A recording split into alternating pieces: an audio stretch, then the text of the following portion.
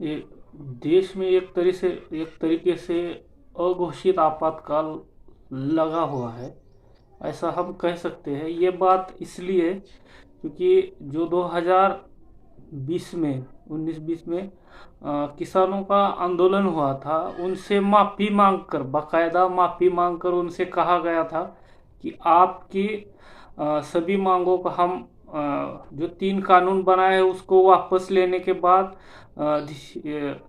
Step by step आपकी हम सभी मांगों को लागू करेंगे। लेकिन उस जो वादा था, वो जो बात कही गई थी, उसको लागू नहीं किया गया। तो अब जो किसान यूनियन है वो दिल्ली की तरफ अपनी मांगों को लेकर जा रहे हैं, तो उनको रोका जा रहा है। ट्रेन से उतार कर उनके ऊपर एफआईआर दर्ज कर रहे हैं, उनको गिरफ्तार कर लिया जा रहा है।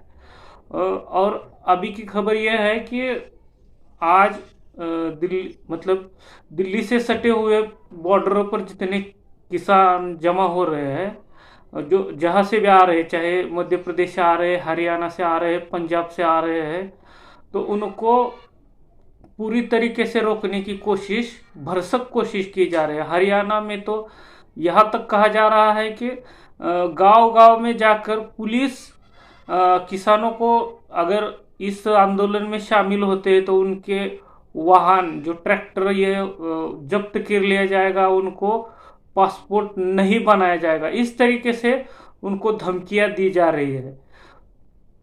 तो जो हमारे देश में ये सब चल रहा है, अ, उसके लिए हम किसे जिम्मेदार ठहराएं या किसको जिम्मेदार? हम मतदाता को ही जिम्मेदार ठहरा सकते हैं, क्योंकि आप अपनी आंखों से देख रहे हैं कि हमारे जो हक अधिकार है उनको छीना जा रहा है, उनके साथ खिलवाड़ किया जा रहा है, फिर भी आप चुप है। तो इसका फायदा सरकार उठा रही है। जो किसानों की प्रमुख मांग है वो है एमएसपी की गारंटी, निम्नतम समर्थन मूल्य। उनका जो उत्पाद है किसानों का, उसके लिए निम्नतम समर्थन मूल्य चाहिए उनको। सबसे बड़ी मांग यही है।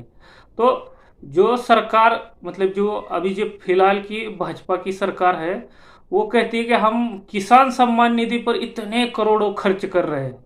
भाई, आप वो किसान सम्मान निधि नहीं दे रहे, वो किसानों का अपमान कर रहे हैं आप।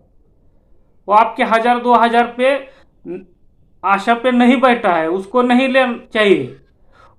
उनको चाहिए अपने उत्पाद का सही मूल्य। जिन स्वामीनाथन, एम एस स्वामीनाथन को आपने भारत रत्न सम्मान दिया है, उन्हीं की मांगों को वो पूरा करने की बात कह रहे हैं। 2014 में आप ही छाती पीट पीट के कहते थे कि किन्होंने स्वामीनाथन कमेटी के आयोग की रिपोर्ट को लागू नहीं किया, उन लोगों को पहचानिए। आप 10 साल से क्या कर रहे हैं सरकार में? तो किसानों को आपके फेंके हुए टुकड़ों की जरूरत नहीं है, उनको अपना हक चाहिए। तो स्वामीनाथन कमेटी की रिपोर्ट में क्या कहा गया है कि जितना भी लागत मूल्य है किसानों का, उसके 50% ज्यादा उनको न्यूनतम समर्थन मूल्य मिलना चाहिए। तो आप क्यों नहीं कर रहे? और वो आप आंदोलन कर रहे हैं अपनी मांगों को लेकर, तो आप हर तरीके से साम दाम दंड भेद करके अपने पास जो राजनीतिक ताकत है उसका मिसयूज करके उनको रोकने की कोशिश कर रहे हैं। साथ ही उनके ऊपर ड्रोन से आंसू गैस के गोले बरसाए जा रहे हैं। तो इस देश में अब अपने हक अधिकारों के लिए आप संवैधानिक तरीके से आंदोलन नहीं कर सकते। यही सीधा सीधा इस पूरे मामले का मतलब है। तो अपने हक अधिकारों को बचाने के लिए हमें इस आंदोलन का समर्थन करना ही पड़ेगा। इतना ही इस वीडियो के माध्यम से मैं आपसे कहना चाहता हूँ। और हमारे प्रधानमंत्री कहते हैं कि मेरा सीना 56 इंच का है, तो आपका सीना 56 एमएम का भी नहीं है। ये बात कहने की आप नौबत ला रहे हैं। अगर आपका दिल इतना बड़ा है तो दे दीजिए एमएसपी। आप बड़े बड़े उद्योगपतियों के लाखों करोड़ों का लोन माफ कर देते हैं, राइट ऑफ कर देते हैं, तो किसानों को एमएसपी की गारंटी देने में आपको क्या दिक्कत है? तो हर बात को समझना जरूरी है।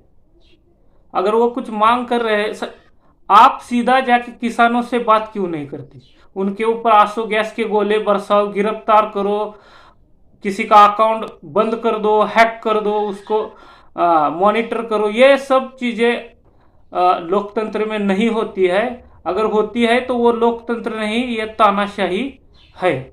और इसीलिए डॉक्टर बाबा साहब अम्बेडकर कहा करते थे कि धर्म धर्म में भक्ति, धर्म में अगर आप भक्ति करते हैं तो ये हो सकता है कि ये मुक्ति का मार्ग हो, लेकिन राजनीति में अगर आप किसी नेता के भक्त हो गए तो ये निश्चित ही तानाशाही की ओर ले जाने वाला कदम होगा। और वही आज सच साबित हो रहा है। इतने भक्त भरे पड़े हैं इस सरकार के या एक पर्टिकुलर व्यक्ति के, उससे देश का भंडाधार हो रहा है।